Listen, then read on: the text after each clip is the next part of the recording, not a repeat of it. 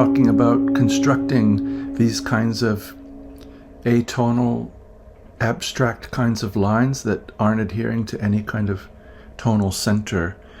Atonality is a bit of a rough term because it would literally mean no tones. So we clearly have tones, but what we don't have are the kinds of diatonic relationships that we're used to in the majority of music.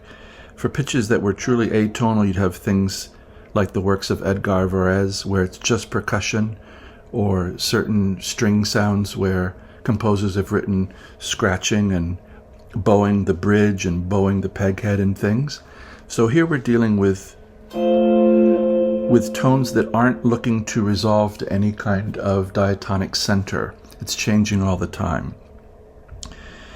If you've not yet done so, please do subscribe to the channel, like and share, and leave a comment. If you'd care to leave me a tip,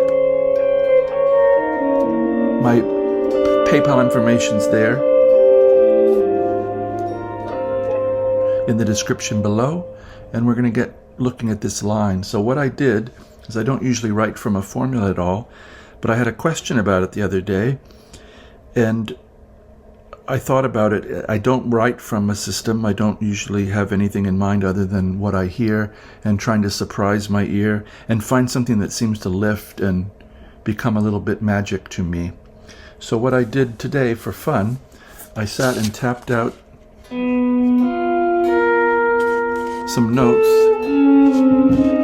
and wrote them down. I indicated if they were going up or down in their movements. And so I had this short little row. Then I wrote it out backwards so I could play it against itself in two parts. Then also I tried writing it out in inversion. So this is called retrograde, when you write it backwards. Inversion is when, say, this initial interval of a diminished fifth, I went down a diminished fifth and tried lines there too. And through doing this, I found a couple of combinations that I liked. Some things didn't work with the register, and it just didn't create enough magic for me. So I decided then to start using my ear, but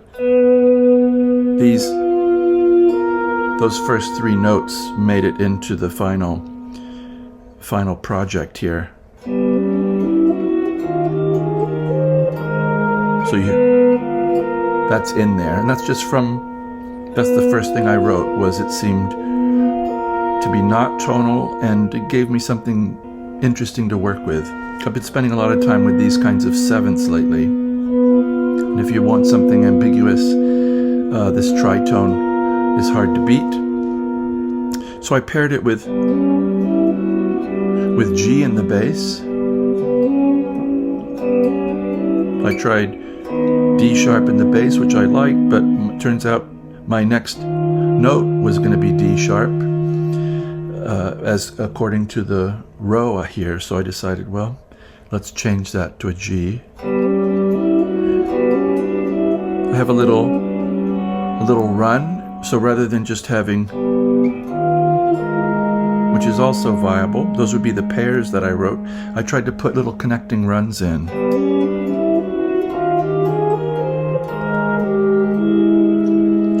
So this is 10 and 9, G and B.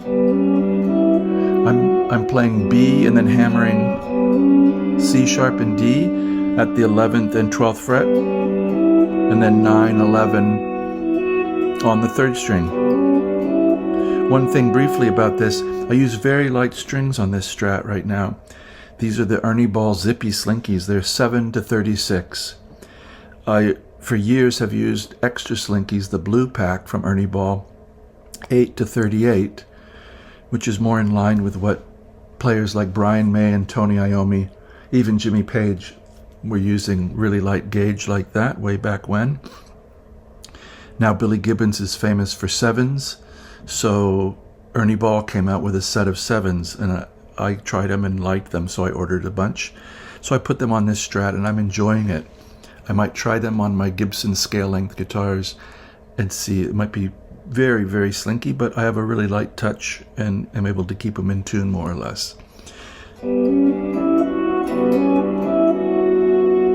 So So here's G and B, C sharp, D, E, F sharp, 10 and 9, hammering to 11, 12, 9, 11. And this just seemed to brighten up. I had D sharp and F written on my paper. And in the same spirit of that run, it seemed to need an answer. So that's what we did. D sharp and F, G, A flat, B flat, C. This is 11 and 10, hammering to 12, and then striking 9, 11, 13. I liked that.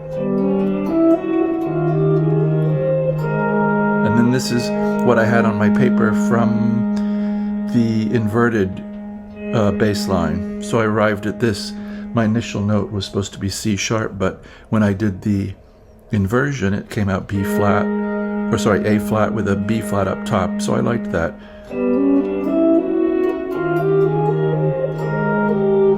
And then just decided to put something in between to come down a little bit. So 11 and 11 with middle two fingers, 12 with little finger and E with first finger 9th fret. Kind of interesting shape. So you could integrate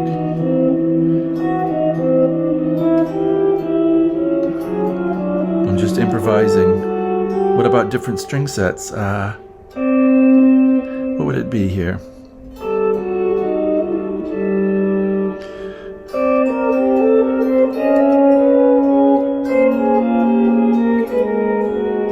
So I'm just playing around with the material and seeing what I can find.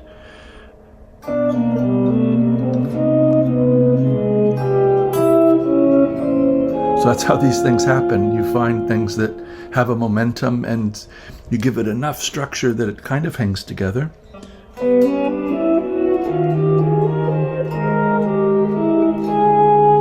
Then I wanted some voices to move in different directions.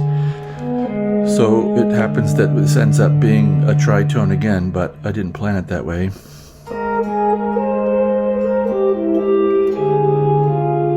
Then I wanted some real contrary motion. I looked at other things, but this is what I came up with. D, F, A flat, 10, 10, 9 is going to go to C sharp, F sharp, A, 9, 11, 10. And then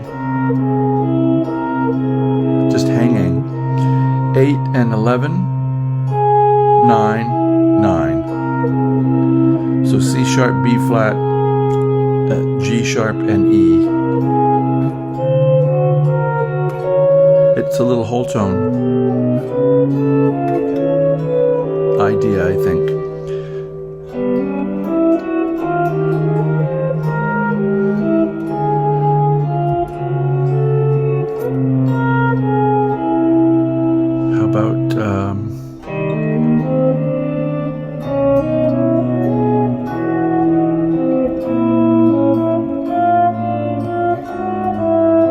Has a really different character down there.